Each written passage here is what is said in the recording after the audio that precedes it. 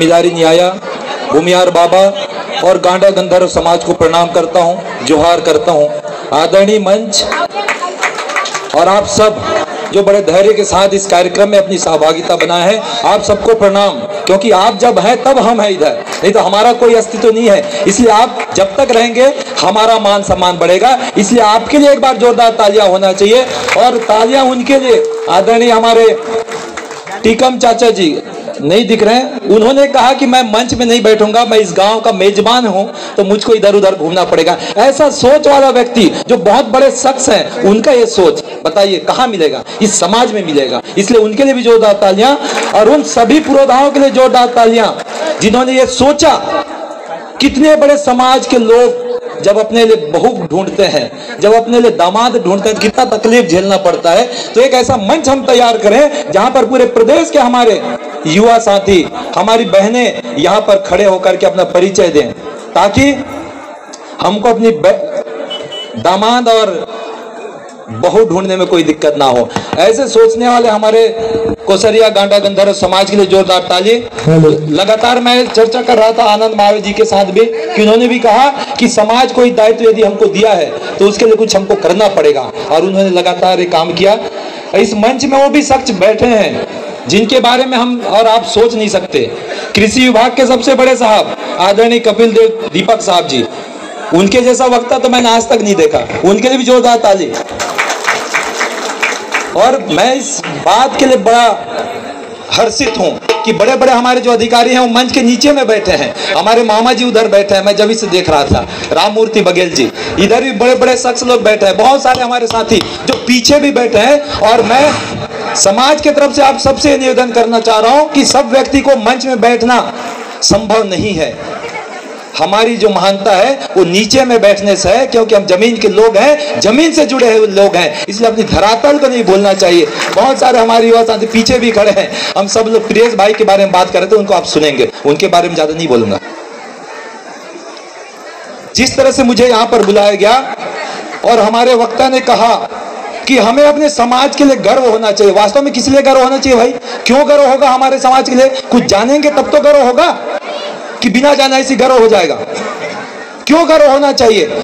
इसलिए मैं ये बात बोल रहा हूं कि ये जो मंच है वो युवक युवती परिचय सम्मेलन का है, और मैं समझ रहा हूं कि यहाँ सिर्फ युवा लोग ही बैठे हैं, इसलिए हम युवाओं के बारे में ही बात करेंगे कि आज समाज के गौरव की बात हर वो युवा को पता होना चाहिए जो इस समाज में जन्म लिया है। तब उस समाज के प्रति उनके मन में अभिमान होगा, गर्व होगा। और गर्व इसलिए होना चाहिए क्योंकि हम कौन हैं जब ये जानेंगे तब। मैं थोड़ा सा सब जानते होंगे ना कि पढ़ाई कितना महत्वपूर्ण है, शिक्षा कितना महत्वपूर्ण है। आज इस मंच के माध्यम से हमारे बहुत सारे साथी शिक्षा के बारे में बात करेंगे, मैं भी बात करूंगा।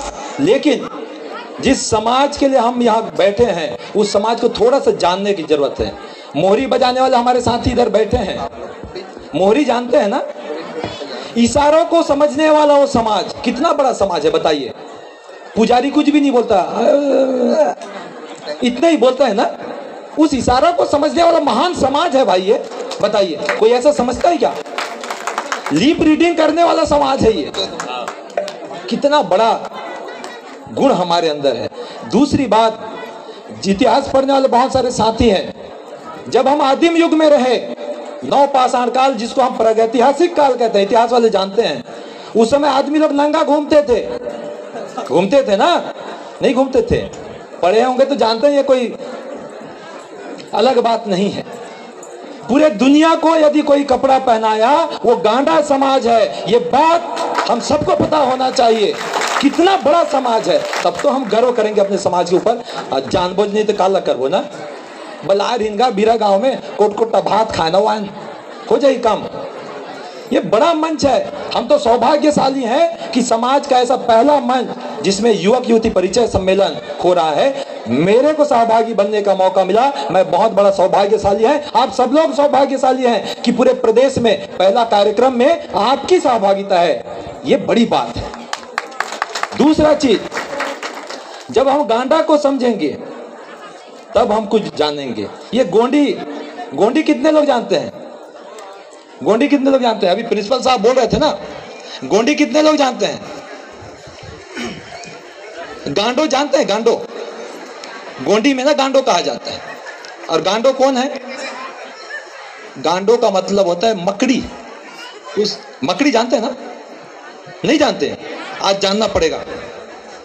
मकड़ी, जो जाल बुनने वाली मकड़ी, और उस जाल से प्रेरित होकर के हमारा ये समाज कपड़ा बनाया। ये हमारी विशेषता है, और लोगों को कपड़ा पहनाया। कितने बड़े ज्ञानी लोगों के हम वंशज हैं, इसलिए समाज के ऊपर और अपने ऊपर अभिमान होना चाहिए। आपको एक मौका मिला है समाज के लिए काम करने का। दूसरी बात कि जब हम इस समाज के मंच में बैठते हैं तो उन पुरोधाओं को भी याद करना चाहिए जिनके कारण हमारा नाम चलता है। भूमकाल आंदोलन कितने लोग सुने हैं? मैं समाज के सभी पुरोधाओं से निवेदन करना चाहूंगा कि वह कार्यक्रम भी आपके माध्यम से होना चाहिए। भूमकाल आंदोलन सुने कि नहीं सुने हैं? नहीं सुने हैं ना? आज इस मंच के माध्यम से आप सबको मैं बताना चाह रहा हूं कि महान भूमकाल आंदोलन 1910 में